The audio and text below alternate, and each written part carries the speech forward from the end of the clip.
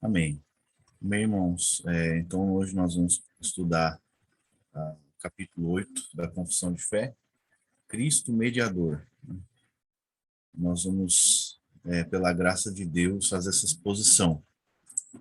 A primeira coisa que nós devemos analisar é o significado da palavra mediador. Isso é importante, né? Os irmãos devem ter, ter a experiência de ouvir os cristãos e devem também fazer isso, né? Em nome de Jesus, né? Eu vou conseguir tal coisa em nome de Jesus. Eu vou fazer isso ou aquilo em nome de Jesus, né? Ah, e isso significa que nós estamos unidos com Cristo, né? Nós estamos em Cristo, então por isso nós fazemos tudo em nome de Jesus. Mas a doutrina do mediador, ela vai ampliar um pouco a, a nossa percepção do que significa isso. O mediador é aquele que é o elo entre uma pessoa e outra, né? É aquele que faz intermediação entre uma pessoa e outra. A Bíblia diz que nós éramos inimigos de Deus e nós somos reconciliados mediante a morte do seu filho. Mas não só isso, né? Lá em 1 Timóteo 2,5, a Bíblia diz que Cristo ele é o único mediador entre Deus e os homens, né? E isso diz respeito, como a palavra significa o elo, né? Aquele que faz o arbítrio, o intermediário, isso significa necessariamente que Jesus ele é aquele que, na oração, enquanto a gente está orando, ele faz. Só um pouquinho. Apertei aqui, perdi aqui onde estava. Ele é aquele que faz essa ligação. Então, quando a gente ora, né, em nome de Jesus, e a gente entra em oração com Deus, a gente não pode fazer a parte de Cristo, né? Por isso que a oração ela tem um padrão trinitário. Se você for ver, geralmente a oração é o Pai em nome de Jesus Cristo, né, pelo poder do Espírito Santo. Por quê?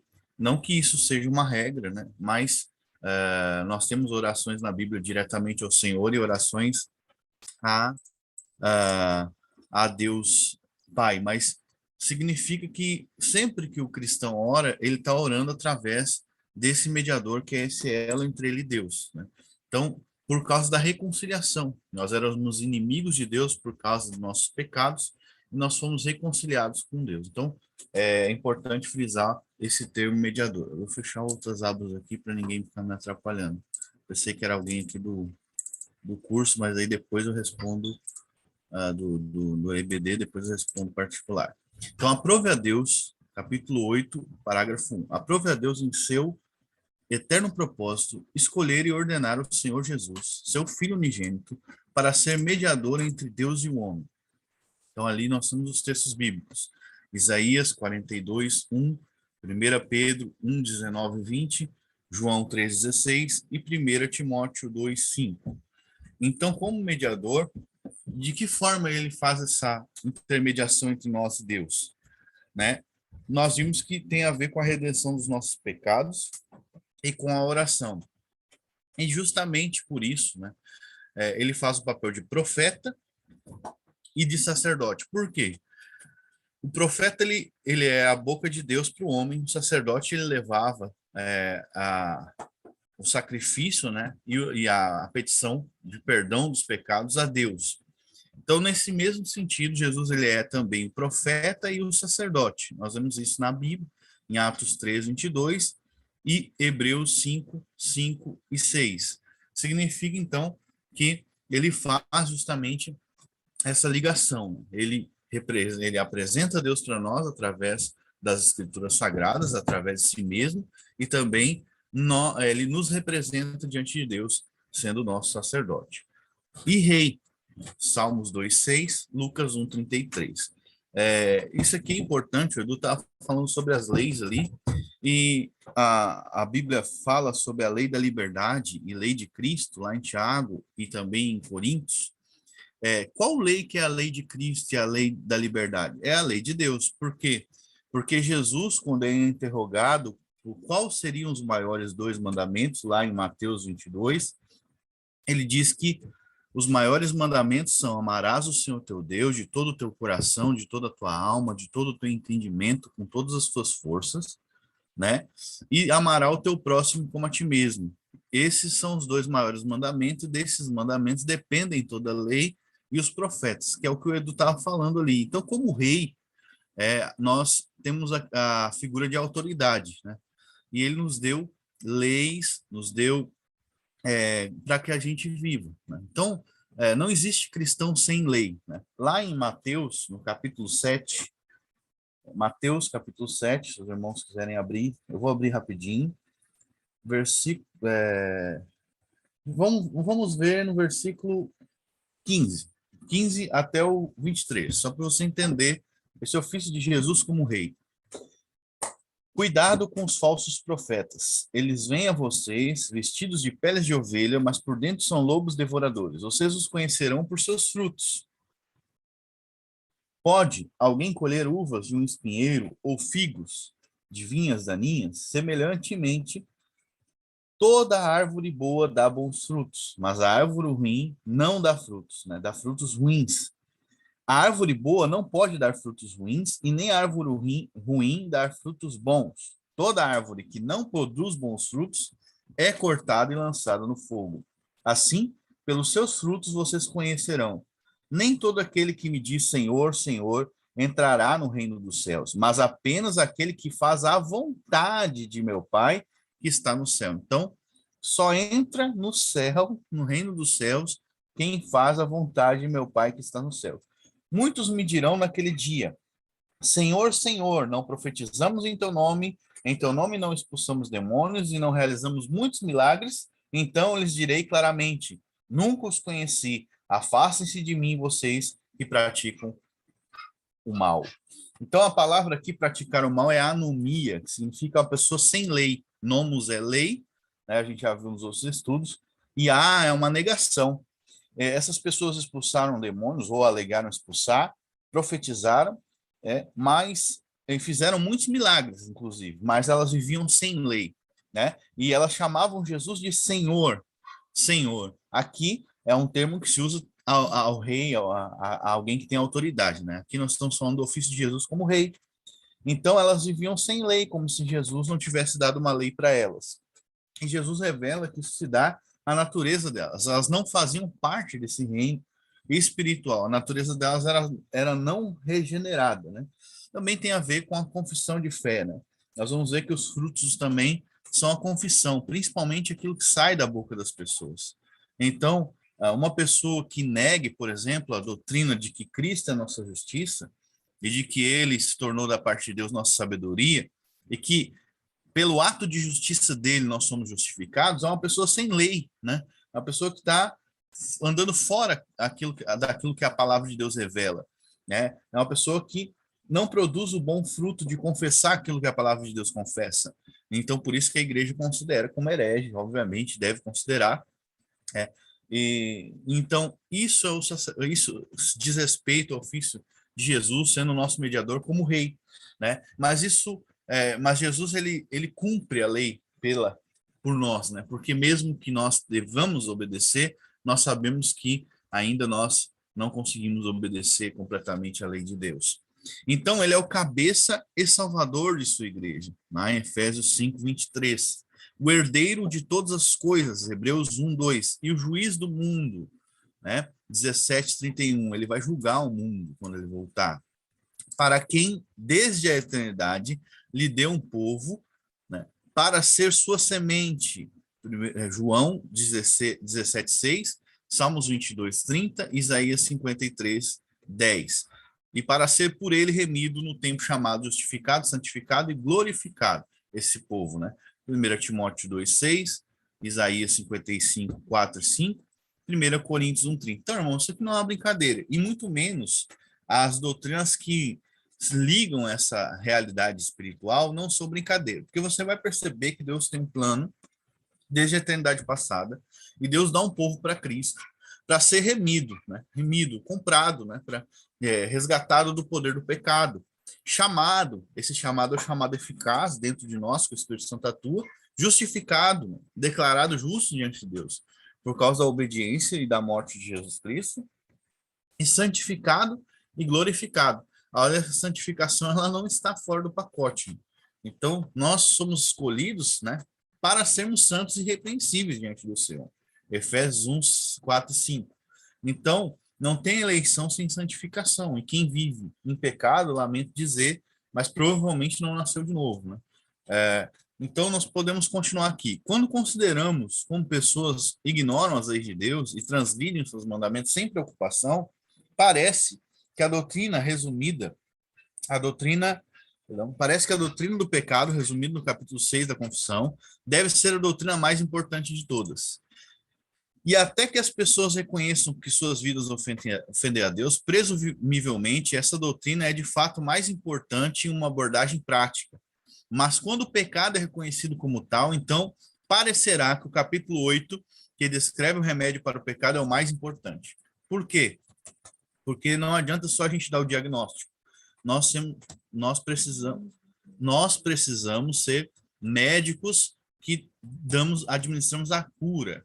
Não adianta só dizer que o homem pecou, né, e que o homem peca e que ele transgride a lei. Nós devemos aplicar a cura nele, porque até mesmo os cristãos, eles podem viver por um tempo, né, escorregar em pecados, e como a consciência dele ela é sensível, principalmente de alguém recém-regenerado, ele vai precisar dessas doutrinas bíblicas e desse remédio de Deus, né? Claro, esse sentimento de que uma doutrina ou capítulo é o mais importante é puramente psicológico, momentâneo e relativo a um propósito específico. O mais importante, presumivelmente, é o pneu que está prestes a passar por um alinhamento. Então, a questão é a urgência, né? Nós estamos com essa urgência. Caso contrário, todos são igualmente importantes, né? Os 4 pneus do carro são importantes, mas aquele que está precisando ser regulado se torna importante por causa da urgência. Isso é verdade para os capítulos da confissão, porque eles se encaixam como um sistema e não são aleatórios e desconexos.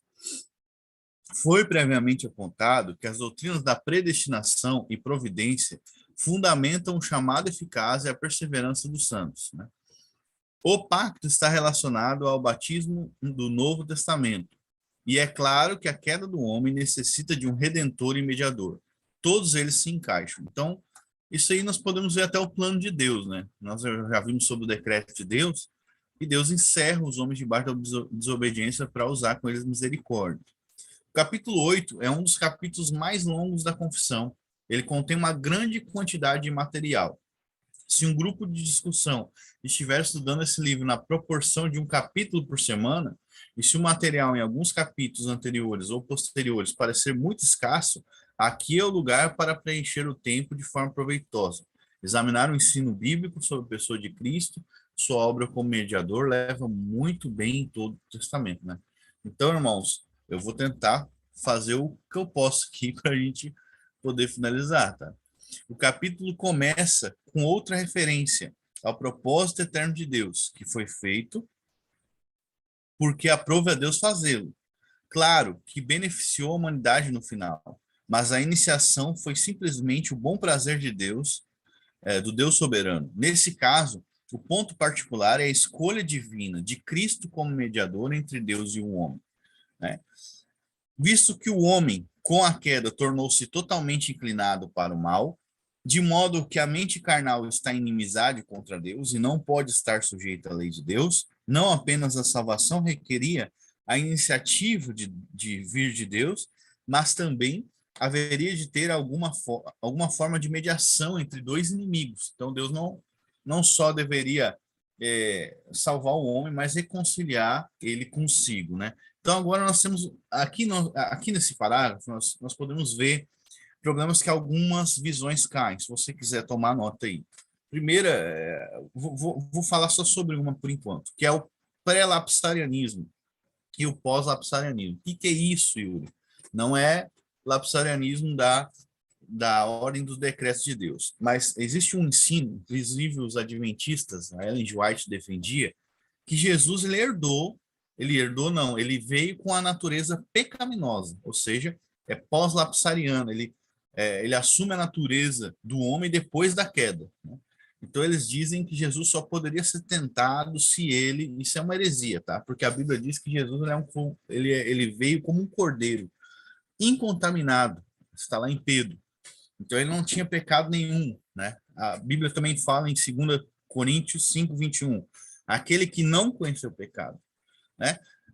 Também em Romanos 8 diz que ele veio semelhante à carne pecaminosa, ou seja, ele não era pecaminoso, ele veio parecido, mas ele não era, né? Então ele não tinha essa natureza, mas eles ensinam que o homem tinha, que Jesus assumiu a natureza do homem depois da queda. Isso é algo, uma heresia, né? Isso é muito agressivo à cristologia bíblica. Nós não devemos aceitar esse tipo de coisa. Por quê? Porque isso enfraqueceria também a nossa própria justificação. Porque se nós somos justificados pela fé e pela fé somente em Jesus Cristo, né, nós não temos nenhuma outra esperança, e é isso que o Espírito Santo faz com nós. Ele tira nossa esperança de nós mesmos.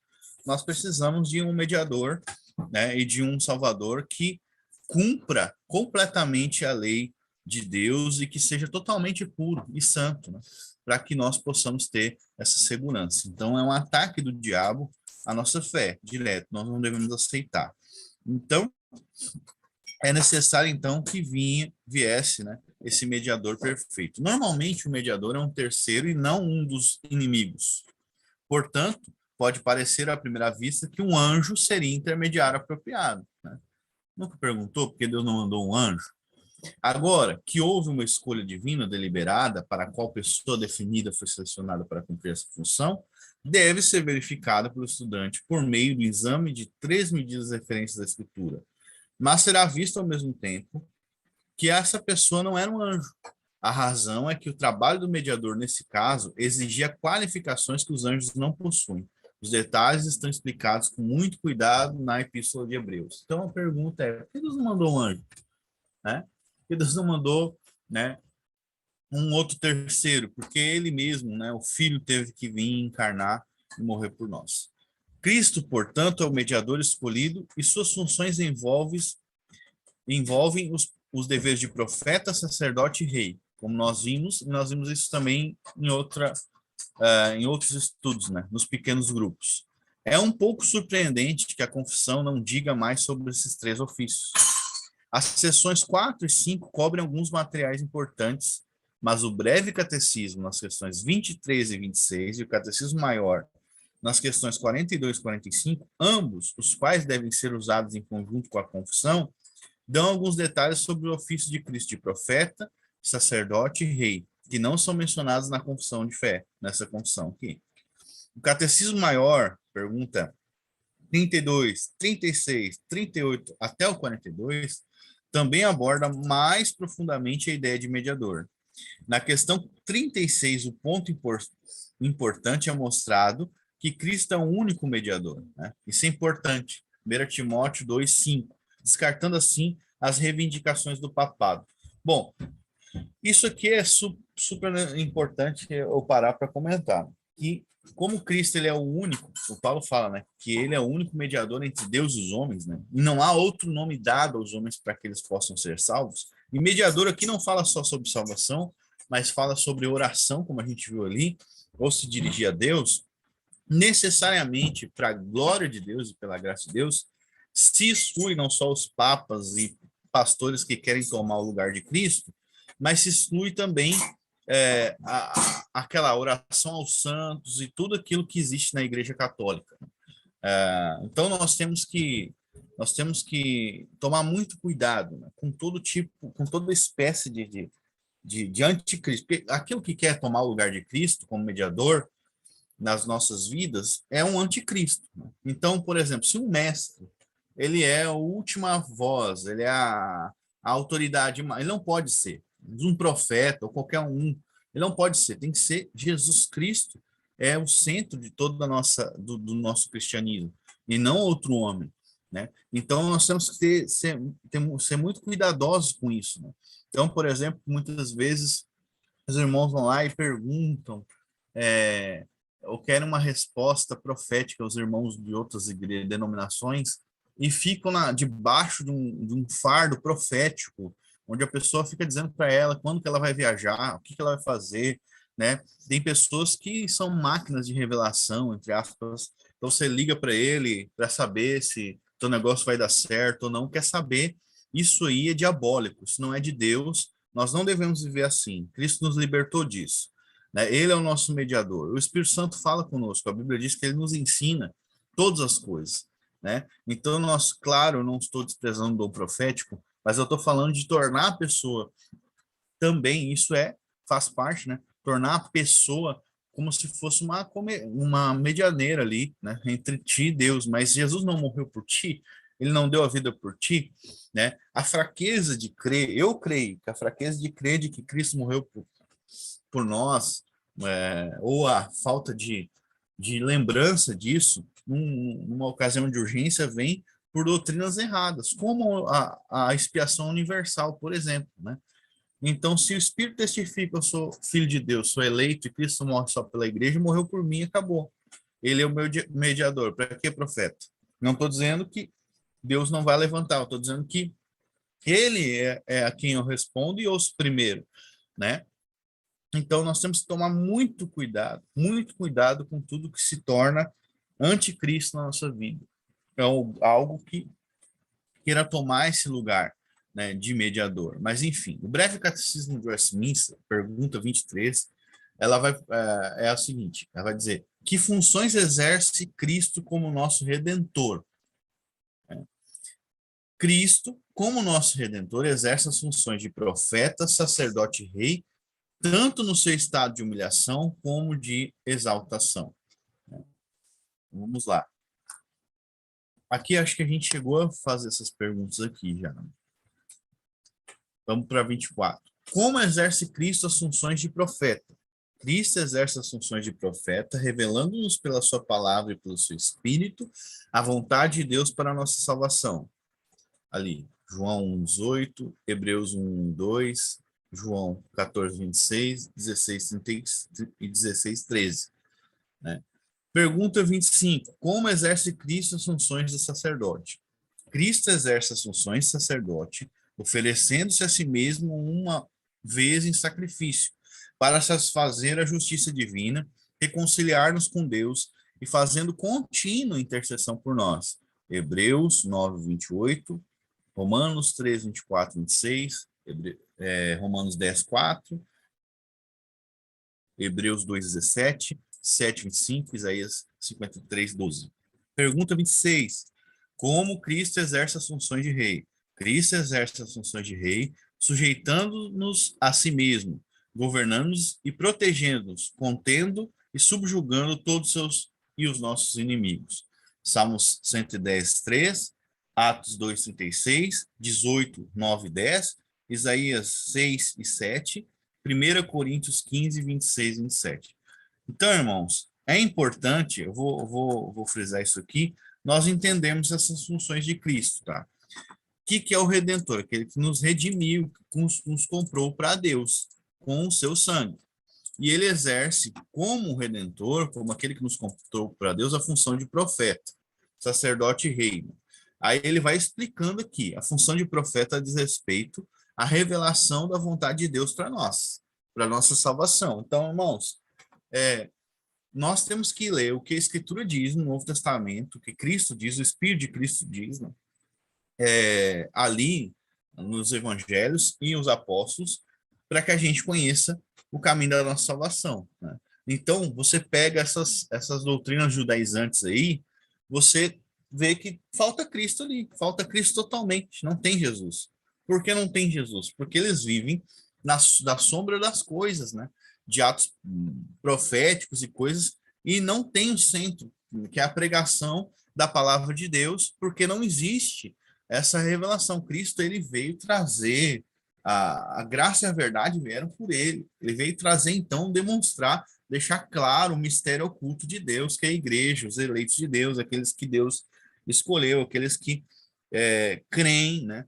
Não aqueles que fazem e que acontecem, mas aqueles que creem na palavra de Deus e que colocam sua esperança nas promessas de Deus. Então, essa é a função dele como profeta. Depois nós temos a função de sacerdote. E aqui ele fala sobre oferecer a si mesmo, Jesus, como sacrifício. porque Jesus ele foi o cordeiro, mas também foi o sacerdote, né? E quem fez a oferta como sacrifício? Ele diz, eu mesmo dou a minha vida, lá em João 10. Ninguém tira de mim, eu dou. Então ele é o sacerdote, ele está fazendo isso. E ele continua intercedendo por nós, isso está em Romanos 8. Glória a Deus por isso, senão nós estamos no inferno. Ele continua intercedendo por nós. E como ele exerce as suas funções de rei, né? Ele sujeita-nos a si mesmo. Como? Através do seu espírito, através da sua palavra, nos governa, nos protege, né? Como que você ainda não se perdeu, meu irmão? Não é por causa da sua força, não, é por causa da mão poderosa de Jesus. Ele contém e subjuga todos os nossos inimigos, né? E aí nós temos o pecado e o último inimigo que vai ser a morte na ressurreição dos mortos. Então, como é manifestada a graça de Deus no segundo pacto? A graça de Deus, a pergunta 32 do Catecismo Maior, é manifestada no segundo pacto em ele livremente promover e oferecer aos pecadores um mediador e a vida e salvação por ele, né? Exigindo a fé como condição de interessá-los nele. Promete-nos dar o Espírito Santo a todos os seus eleitos, para neles operar essa fé, com todas as mais graças salvadoras, para os habilitar a praticar toda a santa obediência. Como evidência da sinceridade da sua fé e gratidão para com Deus, e como caminho que Deus lhes designou para a salvação.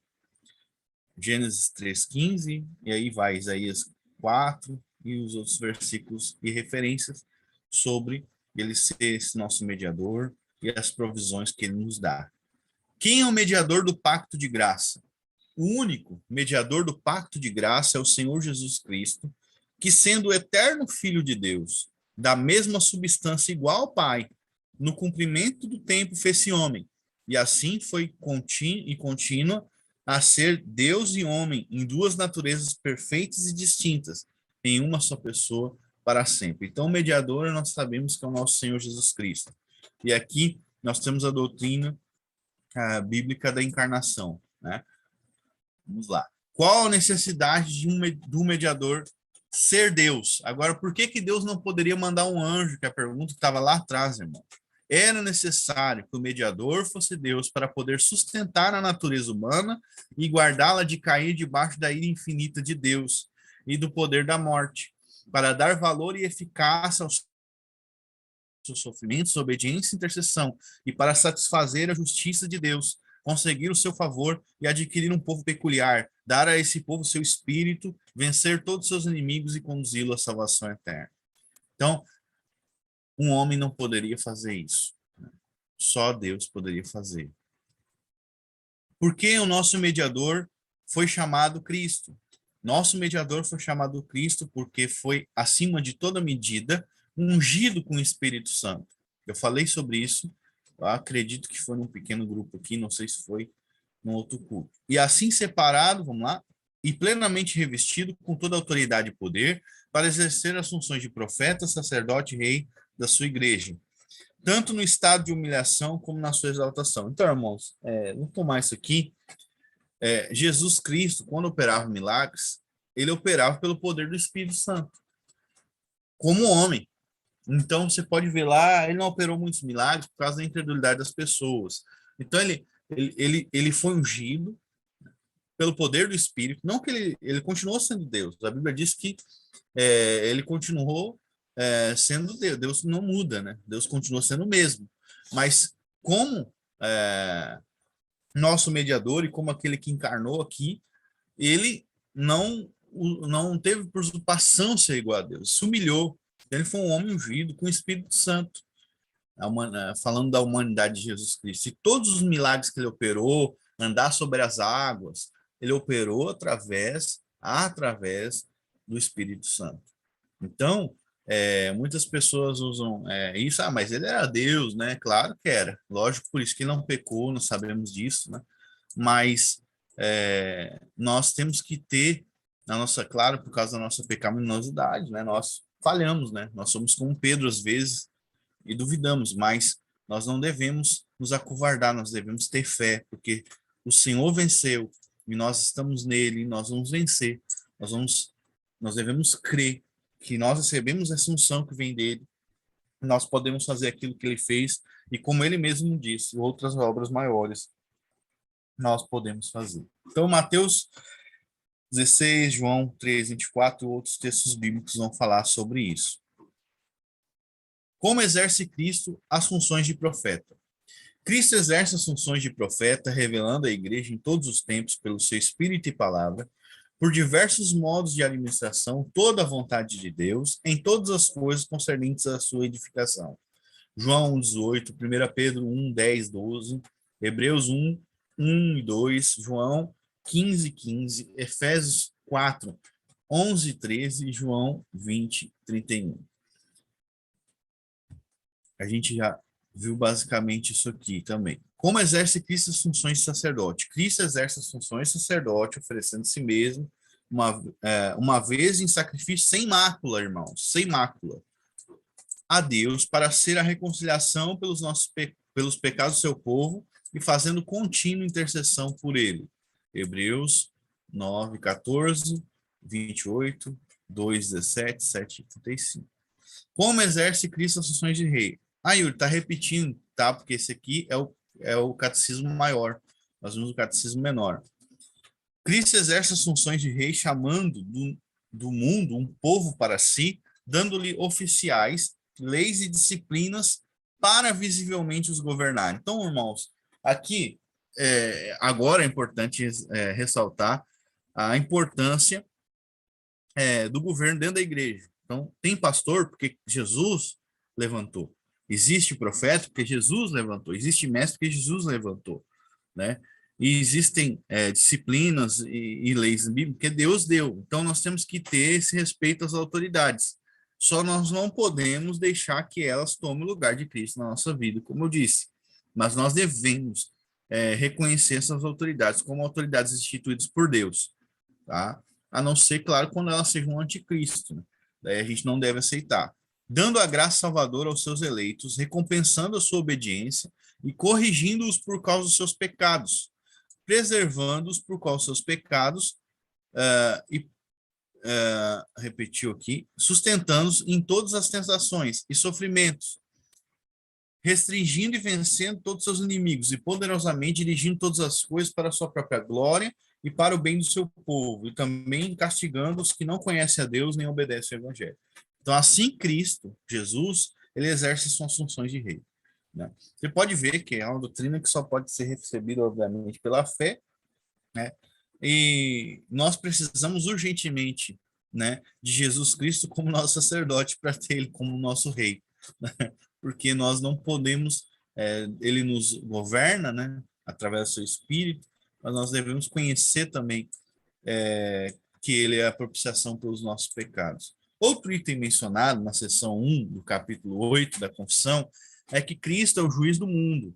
Por causa de algumas distinções contemporâneas entre diferentes julgamentos, podemos bem ponderar não apenas Atos 17, 31, mas especificamente João 5, 22. Eu vou abrir os dois textos aqui, tá? Ele vai falar sobre Cristo julgar o mundo. Então, vamos abrir João 5, 22. Em João 5, 22, está escrito assim: além disso, o Pai a ninguém julga, mas confiou ao Filho todo o julgamento. João 5, 22. Agora, Atos 17, 31. Pois estabeleceu um dia em que há de julgar o mundo com justiça por meio do homem que designou, e deu provas disso a todos, ressuscitando dentre os mortos. O que significa a ressurreição dentre os mortos nesse caso? A ressurreição dentre os mortos Ok, agora que eu fui ler a mensagem do Edu, até tá bom. A ressurreição dentre os mortos, ela dá testemunho, tá, de que Jesus Cristo era justo, né? Eles mataram uma pessoa justa. Ele ressuscita para a nossa justificação. Mas essa ressurreição, porque a morte não tem poder sobre uma pessoa que não... Claro, Jesus carregou todos os nossos pecados, você morreu. Mas Deus está testemunhando também de que Cristo era um homem justo. Por que é importante isso? Justamente para que a gente tenha confiança, tanto na nossa justificação, como para o testemunho, né, para o mundo, né, dessa justiça, né? Porque como alguém injusto vai julgar o mundo, né? Como alguém injusto vai julgar o mundo? E você também, irmão, como você vai julgar todas as coisas? A Bíblia manda você julgar todas as coisas, mas você sabe que você tem pecados. E como você pode fazer isso? Você pode fazer isso em Cristo, porque Ele é seu mediador, e você pode fazer isso porque você é justificado. Você é declarado justo pela fé em Cristo Jesus e não por obras. Da onde vem o nosso poder? Da onde vem a nossa justiça? De Jesus Cristo, somente dele, de nenhum outro lugar. Então, por isso nós podemos julgar todas as coisas, né? Nesse sentido. Mas Jesus Cristo, ele ressuscita dentre os mortos, né? E Deus dá prova de que ele vai julgar o mundo com justiça, né? Porque ressuscitou ele dentre os mortos. Então, essa doutrina da ressurreição, ela é muito importante, tá? Vou continuar aqui. Vou até a página 15, então. Ali o Edu, ele deu o conselho, vou acatar. Mas o clímax da seção 1 vem nas frases finais. A ideia é que Cristo redime aquelas pessoas que o Pai deu a ele desde toda a eternidade. Esta é uma ideia muito importante, em adição às referências bíblicas mencionadas. Ok. Não, eu vou deixar para a próxima, a gente faz em duas partes esse estudo, tá, irmãos? A ideia é que Cristo redime aquelas pessoas que o Pai deu a ele desde toda a eternidade. Essa é uma ideia muito importante. Em adição às referências bíblicas mencionadas, lembramos que o anjo disse a José antes de Cristo nascer. Então vamos ver o que ele diz. Tu chamarás seu nome Jesus, porque ele salvará o seu povo dos seus pecados. Então, isso, querendo ou não, vai cair na questão da expiação definida, da redenção particular, que aqui ele está falando que Jesus salvaria o povo dele, que são aqueles que Deus deu para ele. O que o anjo quis dizer com isso? Né? Salvar. A palavra salvar é libertar. Então, como uma pessoa é salva dos pecados, ela só é perdoada? Não. Salvação na Bíblia significa libertação, restauração. Então, o homem, ele foi desfigurado pelo pecado, ele vai ser restaurado. O homem foi escravizado pelo pecado, ele vai ser liberto. O homem tem uma dívida por causa do pecado, ela é perdoada. Então, ele é o salvador em todos os sentidos, glória a Deus por isso, do seu povo. Só que a Bíblia diz que o homem é escravo do pecado e que a morte de Jesus ela nos liberta do pecado. Eu compartilhei alguns textos bíblicos, não vou, para não sair muito do foco aqui do estudo, tá? Ele nos liberta dos pecados. Agora, se Jesus morre por todos os homens do mundo, então todos os homens do mundo teriam que ser libertos do pecado. E como os homens vão se arrepender sendo escravos do pecado? Então, é uma doutrina, a doutrina da expiação universal, que ela é irracional, né? Mas, e também ela ataca a eficácia da morte de Jesus, porque Jesus está morrendo, mas não está dando certo. Alguma coisa tem que ser feita pelo homem, né, que está escravo do pecado, né? Essa verdade divina, tão frequentemente mencionada no Evangelho de João, parece ter sido menosprezada na pregação contemporânea. Se é assim ou não, os ministros e o povo podem determinar, tentando lembrar o último sermão sobre o assunto. Uma coisa que me atraiu bastante quando eu comecei a ler as doutrinas, principalmente os 5 pontos do calvinismo, depois as doutrinas da graça e os 5 solas e tudo, é que na doutrina bíblica, que eu nem falo mais doutrina reformada, que é bíblica, na doutrina bíblica, tudo tem a ver com a morte de Cristo. Então, você pega os teólogos calvinistas, estão discutindo os benefícios da morte de Cristo, eles estão esmiuçando aquilo. E não só a morte, a obra de Cristo, o que ele fez, ou seja, o centro dessa doutrina é Cristo. O centro é o que Cristo fez, como Cristo redime, como Cristo salva, como Cristo faz, né? Ou seja, o centro de tudo é a obra de Jesus Cristo, né? E a eficácia dessa obra, eles querem demonstrar biblicamente, esses homens de Deus, você pega lá um John Owen, outros, que a morte de Cristo ela é eficaz, que ela funciona. Eles estão exaltando a obra de Jesus Cristo e o que ele fez para dar uma segurança para nós de que isso é suficiente. E por que eles fazem isso? Porque nós pecamos todos os dias, irmãos. Porque nós precisamos da graça de Deus todos os dias. Nós não somos santarrões, pessoas perfeitas. Na verdade, nós somos, muitos de nós éramos os piores homens. Mas o Senhor nos resgatou. O Senhor nos resgatou, nos libertou do pecado para a sua própria glória.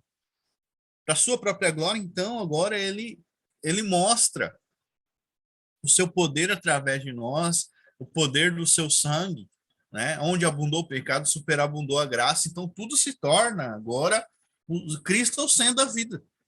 Porque nós somos quebrados, né? Pelo pecado, destruídos. Então, isso me atrai muito. E se você perceber, nós estamos falando, já estamos falando bastante tempo só sobre o ministério de Jesus Cristo, que é a mediação de Jesus Cristo. Por quê? Porque isso é o que é importante. O importante não é eu saber se eu vou poder viajar, ligar para a irmã, profeta, para saber se eu vou para, sei lá, posso ir para tal lugar, ou posso não ir. Não, o importante é saber que Jesus morreu pelos meus pecados. Porque senão, o importante é saber que essa morte de Jesus, que esse trabalho dele, que essa oferta dele, ela foi eficaz. Que Deus não está irado comigo, porque assim eu vou poder viver. Do contrário, eu não tenho fé, eu não vivo. Então, essa doutrina nos liberta e nós devemos honrar ela, né? A doutrina bíblica e pregar ela completamente. Né? Então, o ministro deve ser julgado não apenas pelo que diz, mas também pelo que ele não diz. Se um homem nega abertamente a parte da confissão, podemos ver claramente que ele é infiel. Mas ele também não é infiel sem a recusa a pregar algumas partes, né? É claro que nenhum ministro pode mencionar tudo na confissão toda semana. Então, alguns dizem assim, não, irmão, isso aí é uma comida muito sólida. Isso é uma comida muito sólida. Eu vou dizer para você, Jesus não veio morrer numa cruz, encarnar, e Deus fazer todo esse plano maravilhoso para que o próprio Jesus receba toda a glória, para vir alguém aí que não vê a própria pecaminosidade, uma pessoa que está cega para a sua própria transgressão, não exaltar ele. Jesus não veio me resgatar do pecado para mim ficar quieto, para mim achar que, entendeu? As pessoas não devem progredir no conhecimento dele, não, eles devem conhecê-lo e continuar conhecendo e adorando e se rendendo a ele.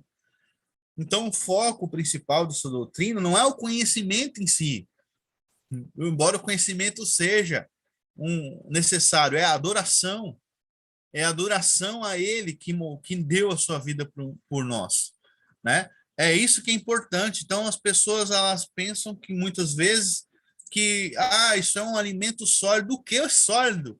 O sangue de Jesus Cristo que foi derramado é sólido? A eficácia e o poder da cruz é sólido? Né? O braço forte de Deus em sustentar aqueles que ele escolheu é sólido? O que é sólido, querido?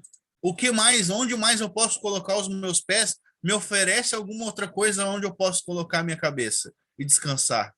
Ele não tem nada para me dar. Não tem, mas eu tenho um Deus forte. Um Deus que veio, que morre pelos meus pecados e ressuscita. É isso que me faz ser grato a Deus.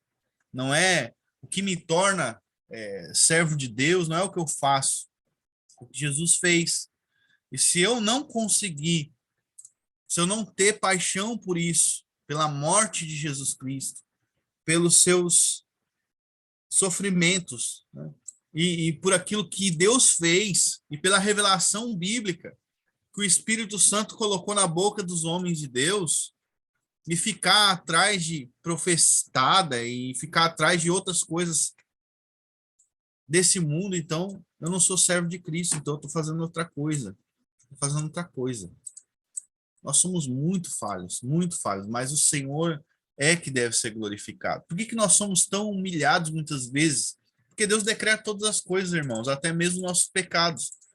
E por que Deus decreta pecado dos crentes? Não é mais fácil ele pegar e deixar o crente né, num progresso, ele decreta para você saber que você precisa de Jesus Cristo. Você saber que precisa do perdão dele, precisa da misericórdia dele.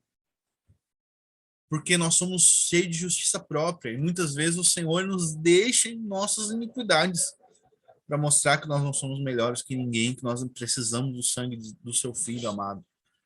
Então, irmãos, pode parecer até, não é assim mesmo, irmão. É assim que funciona. Jesus, ele é o nosso Deus no monte, no vale, na desgraça.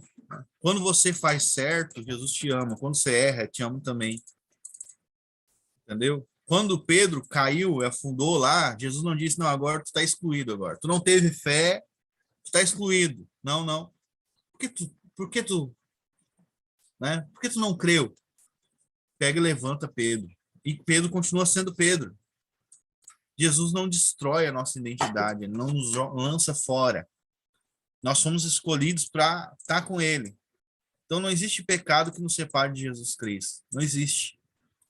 Não existe. Né? No entanto, se um homem persistentemente, ano após ano, evita uma dessas doutrinas principais, ele não é infiel? A Escritura é a palavra de Deus. E isso é tudo proveitoso para ensinar. Vejamos, nada disso seja evitado, omitido ou esquecido. Tá? Então, é importante nós sermos fiéis na doutrina bíblica, a que a confissão está ensinando. O Filho de Deus, a segunda pessoa da Trindade, sendo verdadeiro e eterno Deus, da mesma substância do Pai, igual a ele, quando chegou o cumprimento do tempo, tomou sobre si a natureza humana, com todas as suas propriedades essenciais e enfermidades comuns. Aqui ele não está falando de pecado, tá? Contudo, sem pecado, sendo concebido pelo poder do Espírito Santo, no ventre da Virgem Maria e da substância dela. Assim, as duas naturezas inteiras, perfeitas e distintas, a divindade e a humanidade, foram inseparavelmente unidas em uma só pessoa, sem conversão, composição e confusão. Essa pessoa é verdadeiramente Deus e homem, porém, um só Cristo, o único mediador entre Deus e o homem. As três primeiras linhas da seção 2 referem-se à doutrina da Trindade, no capítulo 2, que nós já vimos. Jesus Cristo é o verdadeiro e eterno Deus. Ao contrário dos anjos, do universo físico e da humanidade, ele nunca veio à existência. Ele não é uma criação, ele é o Criador. Ele é Deus igual ao Pai. Visto que o capítulo, como um todo, trata da obra mediadora de Cristo, o restante da seção 2 vai naturalmente além da doutrina da Trindade e se concentra na encarnação de Cristo, ou seja, a segunda pessoa da Trindade tornou-se homem. Se nos colocarmos imaginativamente na situação dos primeiros cristãos, podemos entender como eles ficaram intrigados quando tentaram pensar em que tipo de pessoa Cristo era. A aparência judaica inicial da igreja logo foi perdida.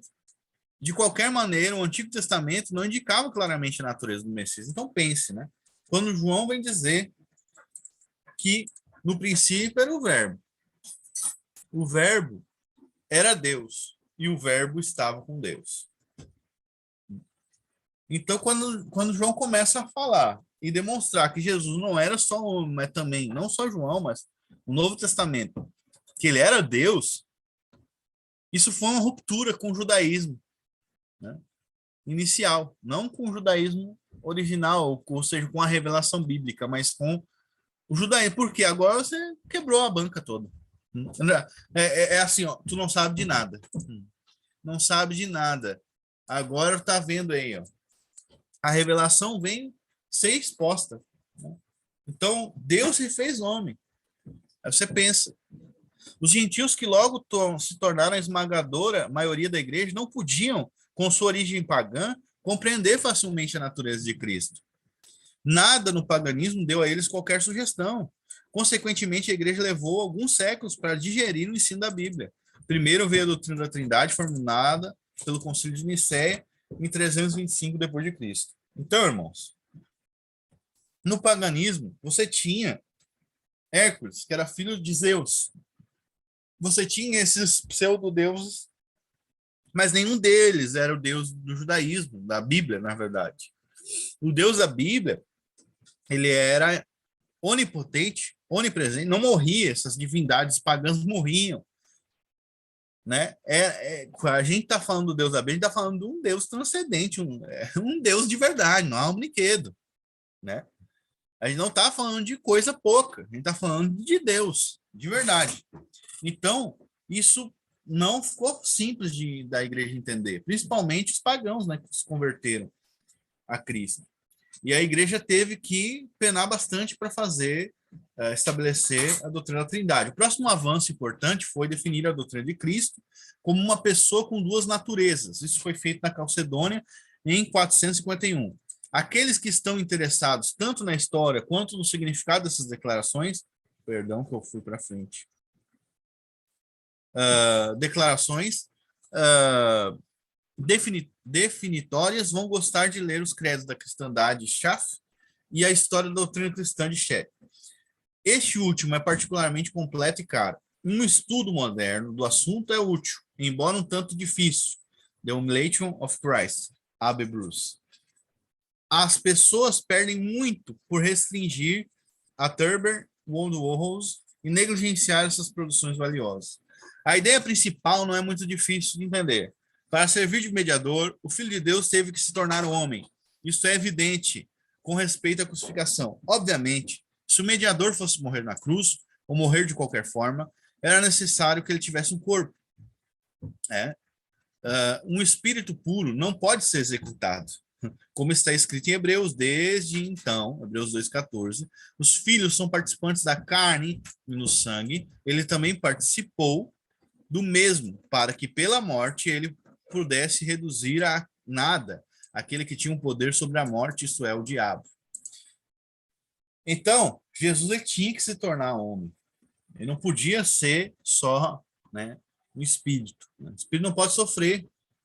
E aí entra uma outra heresia na igreja. Nós temos muito, eu não estou querendo tomar muito tempo, mas eu vou, que é o docetismo, né? A gnose, a gente já conversou sobre isso também em outros estudos.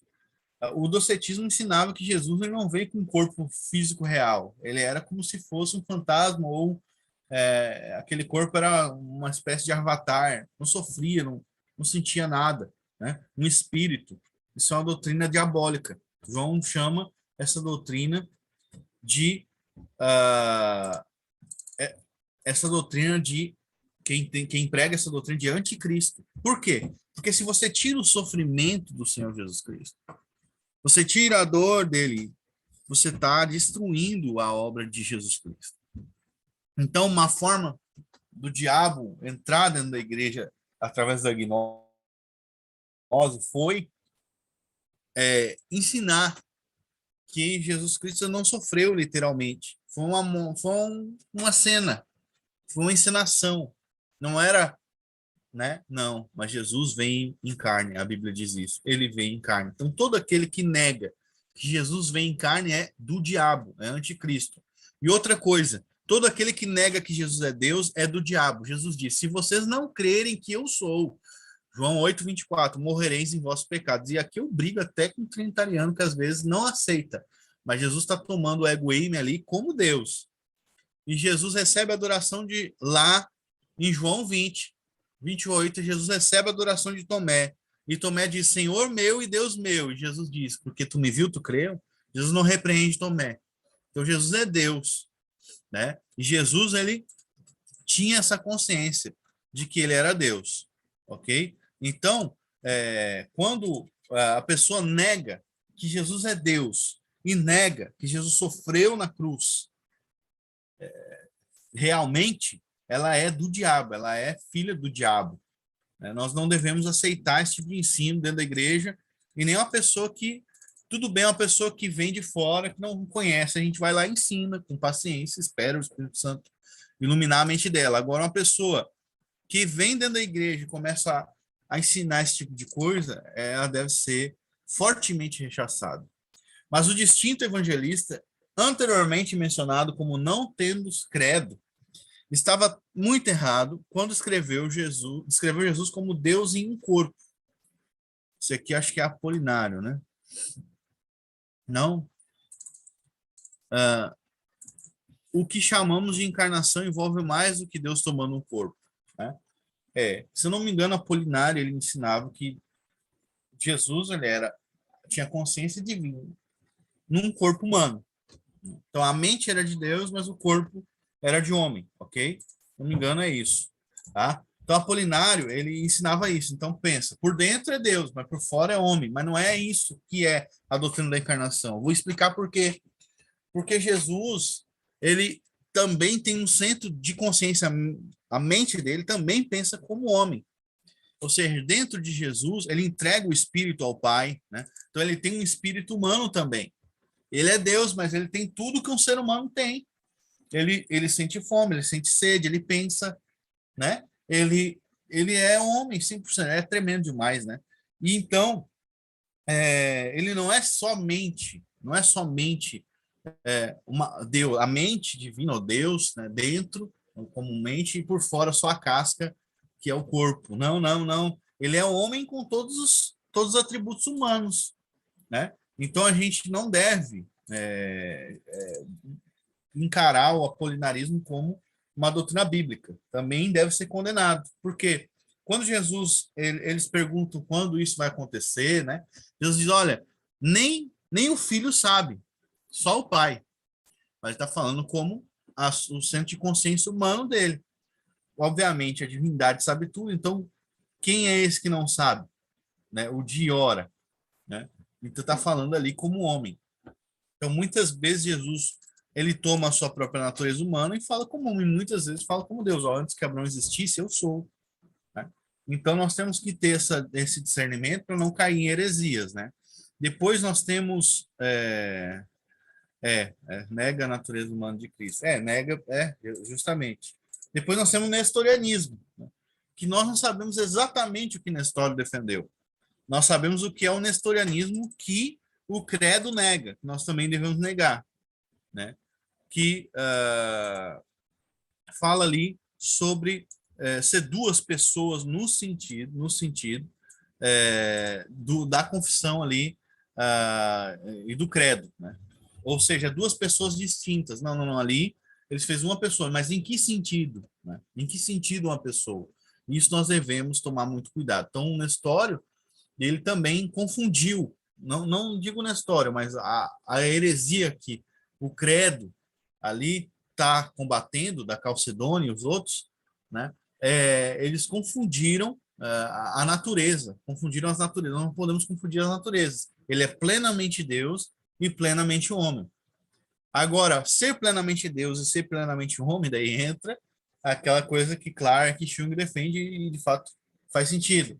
Necessariamente, né, tem uma mente humana, um centro de consciência humano e um centro de consciência divino. Daí que vem a briga por causa quantas pessoas? É duas ou é uma? Mas se pessoas significa, então, centro de consciência humano, então nós temos duas pessoas, né? Mas não, a gente tem uma pessoa, a gente tem um centro de consciência humano dentro do Logos, né? Faz parte do Logos encarnado. Então, é muito complicado falar de cristologia e é muito fácil cair numa heresia.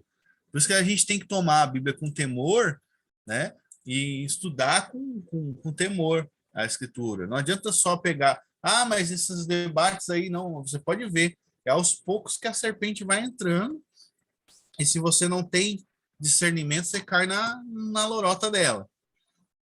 O que a segunda pessoa da Trindade tomou para si foi a natureza de homem, com todas as propriedades essenciais e enfermidades. Ou seja, Jesus tinha uma mente humana, bem como um corpo humano, diferente do que o Apolinário defende lá. Foi somente porque ele tinha uma mente humana que ele pôde avançar em sabedoria, bem como em estrutura no favor de Deus e dos homens. Abra lá, Lucas 5, Lucas 52. Ó, Jesus ia crescendo em sabedoria, estatura e graça diante de Deus e dos homens. Então, Deus não cresce, Deus não muda. Então, isso diz respeito, obviamente, à natureza humana de Jesus. Né? Ele cresce em sabedoria, então ele tem uma mente humana também. Além da visão de que Jesus era Deus em corpo, um teólogo chamado Nestor aqui, concebeu Jesus Cristo com duas pessoas diferentes. A gente estava falando sobre isso, tá? duas pessoas diferentes, uma puramente humana e outra puramente divina. Outra tentativa de conceber o Salvador, nem como Deus, nem como homem, mas como uma espécie de mistura química em que as características dos componentes foram perdidas. O aluno é instado a pesquisar nestorianismo, eutiquianismo, docetismo e uma enciclopédia teológica. O assunto é muito interessante. Então, se você quer entender esses erros e heresias cristológicas, pesquise aí nestorianismo, eutiquianismo, docetismo, apolinarianismo, que são heresias que foram condenadas pela igreja. De repente, você já ouviu até algum pastor defender alguma dessas heresias aí. Irmão. A pessoa, ela não é defendendo uma heresia ali, as pessoas dando glória a Deus, achando bonito, mas é uma heresia, né? Porque as consequências de se pensar assim vão levar a algo que desprezam o Senhor Jesus, né? Enfim.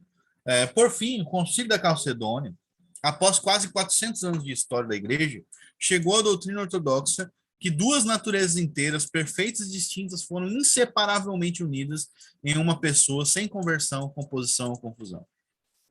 Essa doutrina de Calcedônia é necessária para apoiar a função de ofício mediador de Cristo. A razão é que se Cristo fosse um mero homem, ele não poderia funcionar como mediador, nem poderia se fosse simplesmente Deus. Em ambos os casos, como ele vai fazer a reconciliação, ele tem que ser tanto Deus como homem. Ele tem que pegar na mão de Deus, tem que pegar na mão do homem e fazer a reconciliação. Em ambos os casos, ele ficaria confinado ao extremo e não conseguiria ligar os dois. Se Cristo não fosse nem homem, mas um anjo ou outra coisa, ele seria uma barreira entre Deus e o homem, ao invés de mediador. Então, aí que tá. Mas como Deus e o homem, tão verdadeiramente Deus como homem, e tão verdadeiramente homem como Deus, Cristo pode ser o verdadeiro mediador e unir Deus e os homens. No meio da seção 2, a confissão declara o método que Deus escolheu para realizar a encarnação. Cristo se tornou homem pelo nascimento virginal. E aqui, meus queridos, vão ter vários teólogos que vão negar o nascimento virginal de Cristo, né? Então, você tem, por exemplo, Bonhoeffer, lá, que é muito querido, parece, eu estava lendo um artigo que negou o nascimento virginal. E tem vários, né? Vários. Principalmente esse pessoal aí, metido a cientificista, modernista, esses liberais, eles vão negar o nascimento virginal de Cristo, né? Sobre esse assunto, não se pode ignorar aqui o escrito do Gresham Machen. Ô, meu pai. Eu já li esse cara, mas não sei falar o nome dele. The Virgin Birth of Christ. J. Gresham Machen. Esse incrível erudito... Ó, fala aí de novo, fala aí. É John Gresham Machen. Ele foi com Clark, amigo do Clark, Gordon Clark, né? Ah, beleza, ó, o Gilberto aí. Ó, esse incrível erudito tratou quase tudo relacionado ao assunto, desde genealogias em Mateus e Lucas, e até a afirmação de que Buda e os deuses gregos também nasceram de uma virgem, né? Tem gente que diz isso, então ele vai refutar. Nesse século XX, a ordenação de ministros descrentes e declinação da fé das denominações maiores foram iniciadas principalmente por meio de um ataque ao nascimento virginal. Então é o que eu estava falando aqui, os liberais eles atacam isso aqui, né? E é importante você estudar, não só aqui na Escola Bíblica Dominical, mas por iniciativa própria, procurar esse autor aqui, ó. Ele faz uma defesa do nascimento virginal de Cristo. Essa aqui é a obra dele, The Virgin Birth of Christ. Então é importante, porque você vai ficar protegido, né, dessas heresias aí, porque esse milagre deve ser mais difícil de aceitar do que qualquer outro, como a cabeça do machado flutuante ou andar de Cristo sobre as águas, é um enigma difícil de resolver. Ou seja, eles não conseguem aceitar que Jesus nasceu de uma virgem, né? Mas por que esse milagre é mais difícil do que os outros, né, de aceitar? E isso é totalmente diabólico, sabe por quê? É o que eu estou falando desde o princípio. Como a nossa salvação depende de Jesus Cristo, da nossa fé nele, qualquer coisa errada sobre Cristo que nós vamos aceitar de alguém vai destruir a nossa fé. E destruindo a nossa fé, então, vai destruir. Obviamente não acontece com os eleitos, mas a pessoa não vai conseguir ter salvação. Consegue entender?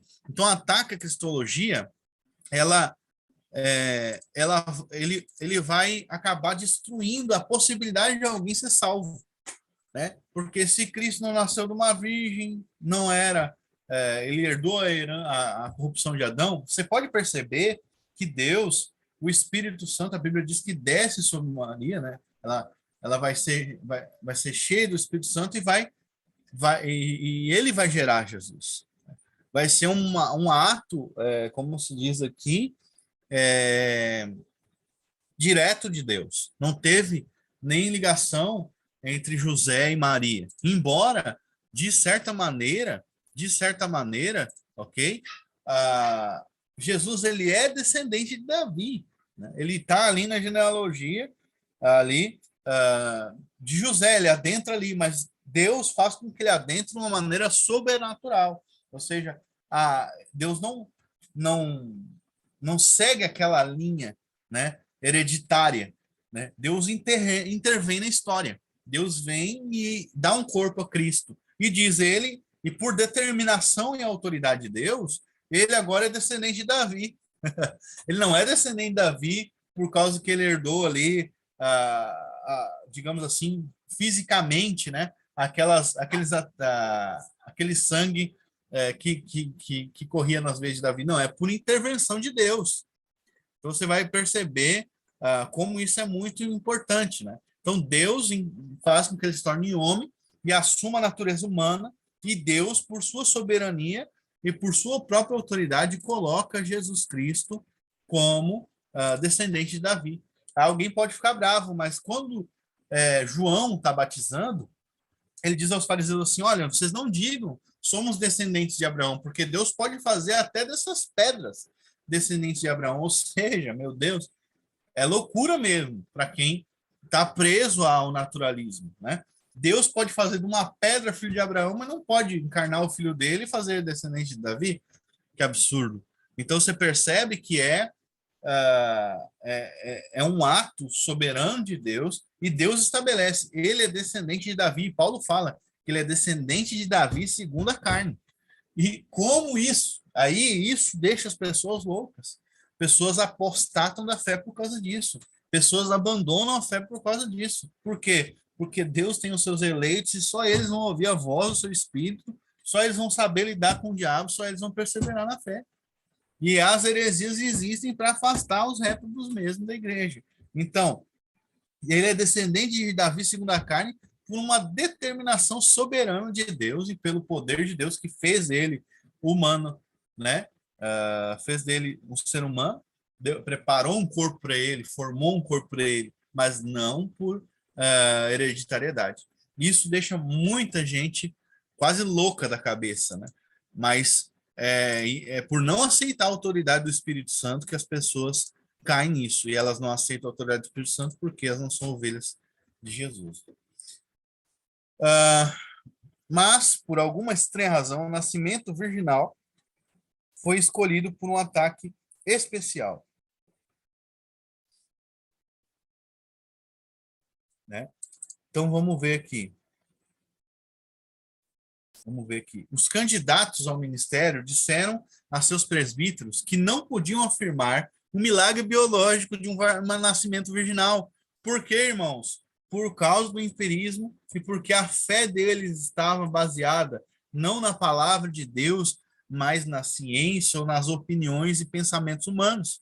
Os modernistas defendem esses candidatos com base no fato de que a crença do nascimento virginal não é essencial, ou seja, não necessita crer nisso, né, para ser salvo, né? Mas a Bíblia diz que nós somos salvos pela fé, mano. Não por obras, mas pela fé. E fé no quê, meu irmão? A fé na palavra de Deus. Tal declaração é ambígua e obscurece a questão. Sem dúvida, é possível para algum pagão aceitar o sacrifício de Cristo por seu pecado e ser salvo sem saber do nascimento virginal. Ele não sabe. Nesse sentido, a crença do nascimento virginal não é essencial. Então, o cara não sabe, né? Eu prego ali sobre Jesus, não entra em detalhes sobre a encarnação dele, sobre o nascimento virginal no momento, ele crê e é salvo. Mas é uma questão diferente perguntar se a crença no nascimento virginal é ou não essencial para uma ordenação presbiteriana, né? Então, Se não é essencial, então, né, não sei o que a gente está fazendo teologia. Nesse último caso, não é uma questão de ignorância infeliz, mas de rejeição deliberada da palavra de Deus. Há ainda outra questão. O nascimento virginal, o próprio nascimento virginal, não uma crença nele é essencial para o plano de Deus de salvação? Então, a outra questão, o nascimento virginal, o próprio nascimento virginal, né? Não é uma crença, não é essencial para o plano de salvação? Claro que é. Ao contrário da tentativa modernista de confundir três questões em uma, um cristão intelectualmente honesto evitará ambiguidades e levará a sério seus votos de ordenação. Então, irmão, eu li até a página 16, eu vou deixar para a próxima. Eu peço desculpas se eu fui muito rápido ou fui muito devagar, não sei, não foi simples, não. Eu vou encerrar por aqui e daí na próxima nós vamos continuar aqui na página 17. Eu quero que os irmãos perguntem, interajam. Eu vou pegar um copo d'água ali